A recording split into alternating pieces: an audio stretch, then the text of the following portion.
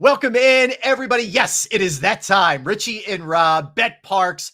Jon, Ritchie, Rob, Ellis getting you set for, just saying it, Jon, Cowboys week. 2 words, Cowboys week. Everybody knows what it means, Jon. You lived it. You lived this rivalry. First off, let's start there. As a guy who played against them, knew the hype of the city, everything that goes into this thing.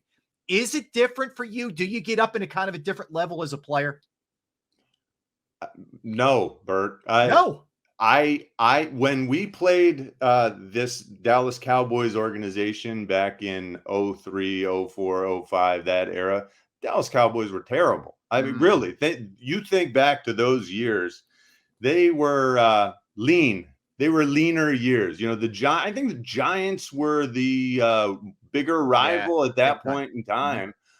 Looking forward to playing the Cowboys twice a year at that stage. They were looking for a quarterback. It was a constant turnstile at that position. They could never quite figure it out. And we were enjoying beating up on them because they had such a heyday in the 90s. Yeah. You know, I got into the NFL in 1998, right on the tail end of that thing. So you would relish the opportunity to smack them around. Yeah. Because they had just been smacking everyone else around the previous decade. That makes sense. So looking present day here, they come in, they won a couple in a row. They had a bit of a stumble there. San Francisco beat them up pretty good, Jon, but they did recover coming off of that. It's also the rare time we get to see Jalen Hurts and Dak Prescott actually face off against one another. This doesn't happen often. It certainly didn't happen last year. Both guys were banged up in the separate meetings there. What's your sense of this Cowboys team? Because they're right there with the Eagles in terms of scoring. Both teams are 2 and 3 respectively in offense. They have pretty good defensive numbers. We know Micah Parsons can be a guy who wreaks havoc, but the Eagles do a pretty good job and have done in his career so far against them. Well, I did not respect the Dallas Cowboys of the 2003, 2004, 2005 era. I do respect this Dallas Cowboys team. You watch what they're doing. You watch what they did last week against the Rams, and it was every phase of football. Yeah. It was their offense is rolling. And by the way, Dak Prescott is looking like the Dak Prescott of yore. The Dak 71%, Jon, he's completing passes at that clip. Yeah. He's throwing it well from the pocket, but he's also moving well. You know, there have been times where he has been a little bit too much of a pocket guy, trying to be standing up in there. I like him showing some flashes of athleticism for the sake of that offense. I don't like what it does to a defense because that is additional pressure that you don't want to have to deal with. But it is a real positive that they still continue to have problems protecting him. Yeah. You know, the opening drive of their offense against the Rams last week, it looked like absolute destruction. The Rams were penetrating. It was a jailbreak every single snap. Right. And then the Dallas Cowboys were able to work the run game into it to take a little of the pressure off. And I think the Rams eventually tired and flagged. And when the Dallas Cowboys score on you with a punt block and return a punt for great field position against you and get every big play on the planet on both sides of the ball, it's tough to hang with a team that's this talented.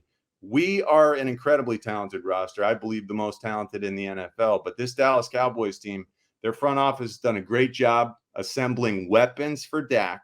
And, man, CeeDee Lamb is just going off. Just like we've got AJ doing crazy things here. CeeDee Lamb, they find him an awful lot in Dallas. They've got a great interconnection right now. They are vibing, he and Dak, off of one another. They're scary. Reason for the Eagles running game falling off? They've gone 3 straight games without getting over 100 yards. Is it just lack of productivity? Is it Swift wearing down a little bit, or just not having the attempts they may need to have, Jon, here? What would you say the biggest reason is? I hate to be super practical and pragmatic here, but I think it's simply the attempts. You know, when you have one DeAndre Swift carry in the first half, 2 Kenny Gainwell carries in the first half, and that's it for your backs, you're not going to have a productive run game.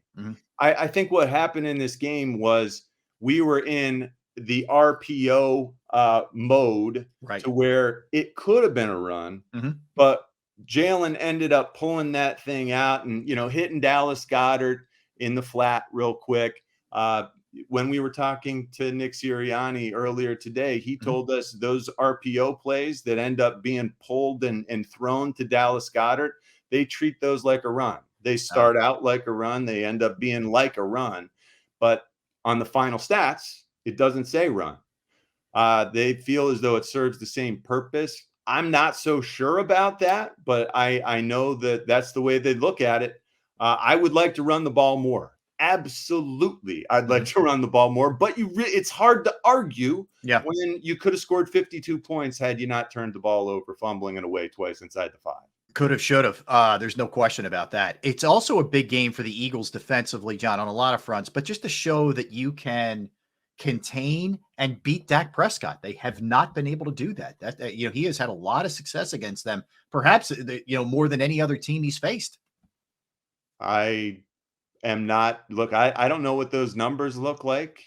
I know that I've seen Dak play well. Yep. I've watched Dak, early in his career. I thought, man, he's precocious. He's ahead of the curve. This is going to be difficult to have to deal with him. And then he sort of, flagged a little bit. He did. Right now, Dak Prescott is in a zone and he's playing great football. It's a real challenge, especially for, our pass defense that just got schooled by a much lesser, less experienced quarterback, a less talented quarterback for my money, and Sam Howell.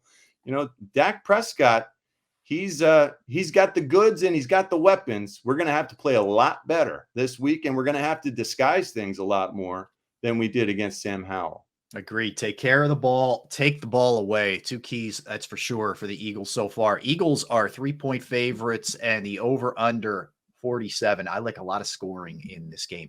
John, we'll be back at it next week to recap, to look ahead, to all the fun stuff that we always do. You're my guy. That is John Ritchie. Thanks, John. It's good seeing you as always, my friend. You're the greatest, Bert. All right. Ritchie and Rob, betPARX.